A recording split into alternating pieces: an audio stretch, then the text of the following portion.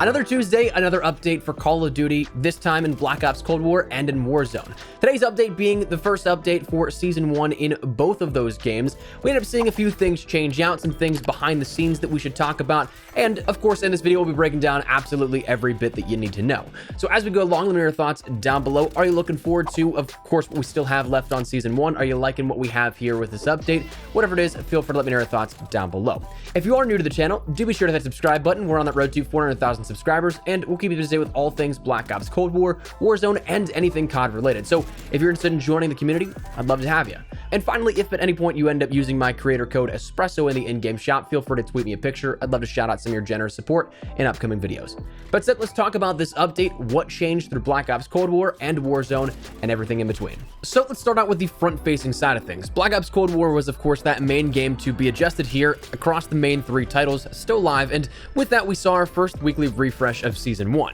On the more immediate side of things, we saw that playlist refresh, in which it includes Face Off, Raid 24/7, Nuketown Holiday 24/7, Prop Hunt, and Gunfight.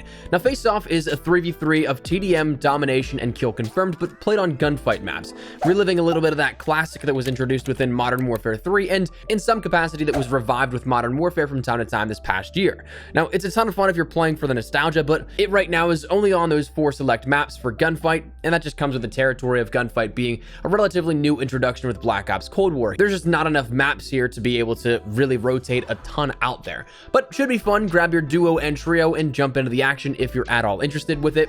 Raid and Nuketown Holiday 24/7 are pretty self-explanatory. They're only those maps with different playlists in rotation for their corresponding playlist that you have on offer. So you'll have ample opportunity to grind out these maps and grind either your weapon rank, your soldier rank, or whatever it may be here over the coming week here until the next refresh. So use them while you can. Prop Hunt continues this week, so you can keep on playing hide and seek and toying with your enemies if you are a prop. Gunfight, again, just traditional 2v2 still in that rotation. Outside of that, though, the other big thing that's being marketed right now and the sort of promotion with COD is that currently until the 28th, right now until then, there's double tier progression going on for your battle pass, meaning that any time and XP that progresses your battle pass will now be doubled, and that timing needed to go from one tier to the next will be cut in half. So this is great if you've got some downtime here during the holiday break, maybe not so much now right before the holiday itself with the hustle and bustle of everything going on, but in the coming days to follow, while you may have some downtime, it'll be a great opportunity to run through some of the items in the battle pass. Now, even if you didn't buy the battle pass, which is totally understandable, if so, there's still a few cool items that you want to just play and earn organically that come along with the territory of the free tiers, that being the MAC-10 and the Groza at tier 15 and 31 respectively, especially before a weapon tuning pass goes live for things like the MAC-10, because it's ridiculously good when kitted out. So you want to have some time to grind out and get to at least those tiers and get those new weapons here, so this is a great opportunity to do so. But as mentioned, this is live from now until the 28th, so jump on whenever you can and make some headway for those items in Cold War and Warzone. Now, normally in a playlist refresh here that we have every single week within Call of Duty, we have a shop update, but surprisingly, as of recording this, there is no real shop update. Maybe it happens later on in the day, but we're past the 2 main time frames in which a Tuesday update usually yields a new shop refresh. But if one doesn't come, that's kind of strange to me, being that we saw just 1 week out from when it was introduced now, nothing refreshing here with it. We did see a bundle introduced on Friday, but outside of that, there's nothing that really has refreshed so far in Cold War, nor in Warzone shop. I almost wonder if tomorrow we'll see the shop update, given that that's the 1 week mark for Season 1, but that'd be kind of an odd monkey wrench of sorts to be considered for the norm of COD updates for years now, since it's always happened on Tuesdays. But that is what we have here with that. But another change that was introduced as of today is a quality of life change, and one that I think is very much so for the better if you ask me, in relation to the prestige shop. It may be small to you, and in reality it is, but it can help save players many prestige keys in the long run. Previously, if you wanted to buy an item from the prestige shop, you'd be able to click on that item and select it, and that'd be it. There'd be an instant transaction featuring your prestige key to give you said item. So if you misclicked, that was it. You'd end up with something that you didn't really want. But after this update now, there is in fact a confirmation prompt making sure that you want to go through with it, and you should be good. Unless somehow you misclick X, A, or mouse selection for whatever platform you're on, then scroll up to confirm that and misclick again somehow, you shouldn't be purchasing things that you didn't mean to from the prestige shop. So definitely a nice introduction here, I think, and something that is a quality of life feature that may go unsung, but is definitely a nice addition. Daily challenges were introduced as of, I believe, yesterday, but now prominently are displayed within today's patch notes, in which you have the options similar to Modern Warfare and Warzone, where for what seemingly is just random tasks here, you can end up getting additional XP to rank up and go through. So if you're on that grind to Prestige Master or even level 1000, this helps out tremendously. Now, just like the newest iteration of this in Warzone, there will be reserves that can backlog here throughout the season. So once you get more daily challenges introduced, you'll of course get that entire library of challenges you can complete, and they'll be there until the end of season 1.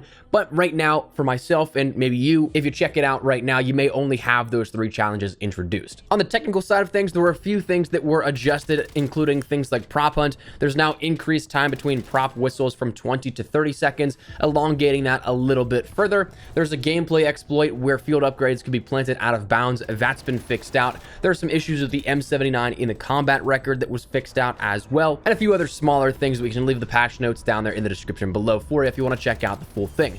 For multiplayer free access, that added Raid 24/7 and prop hunt, as well as combined arms hardpoint and fireteam dirty bomb. So if you're a free access player just trying out Black Ops Cold War, you will have a little bit on offer as well. That's new compared to the last couple of days. The only other thing that we really saw here out of today's update for Black Ops Cold War and Warzone jumps us over to Warzone. Firstly, visually, you of course end up seeing that we had an adjustment on the main landing screen in menu. Not like when you boot up the game, that's still branded with Stitch and all the other Cold War related items, but Warzone's main backdrop is now actually Rebirth Island's cell block district, but with snow-covered aspects and a snowman with Christmas lights and all. So a little bit more festive themed here with this, but this could mean nothing and just could be something reflecting on the fact that this is the week of Christmas, which is a very likely possibility, but I also think that there could be some foreshadowing here potentially for a new event coming, perhaps a winter event.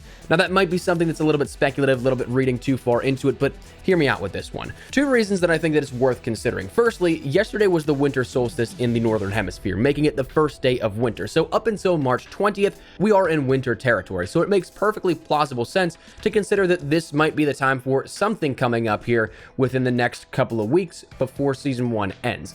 Now, 2, we also historically have seen menu changes like this only in times of content changes, mostly new seasons and, as of recently with Modern Warfare and Warzone, events. The new season introduced us to the new cell block walkthrough of Rebirth Island, yes, but not the snow. Admittedly, Modern Warfare and Warzone didn't capitalize greatly on the seasonal events, like actually relating to the year, but instead more so was focused on the in-game season events. But the comparison that we can easily draw here as of recently is the Haunting of Verdansk event. We saw a darker themed landing page at the start of Season 6, but we saw even more thematic changeover whenever the Haunting of Verdansk event actually happened, with things like your skeleton hand popping out of that landing screen, with things like jack-o'-lanterns, with things like scarecrows, hinting at the Halloween theme of the smaller event here. Now, the only real qualm that I have with this idea of a winter event is that we're currently in the Rebirth event still for around 10-ish more days or so, and we haven't historically seen immediate jumps from one event to another in any COD title outside of in-game seasonal changeovers.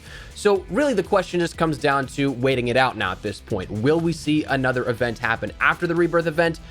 We don't know, but that's where time will dictate. Until then, though, definitely make sure you take advantage of the Rebirth event, play around on Rebirth, and get those items that you need to, so you can get that ending Krig, because that blueprint's pretty awesome if you ask me.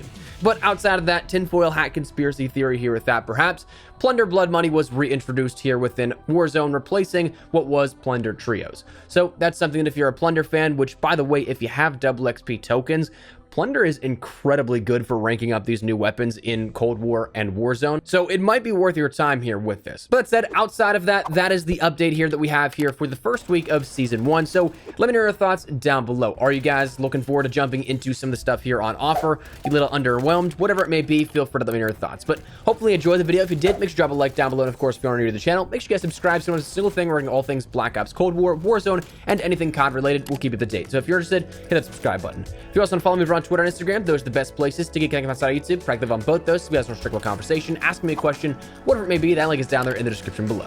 That said, thanks so much for watching. My name is Espresso. I'll see you guys later. Take care and peace.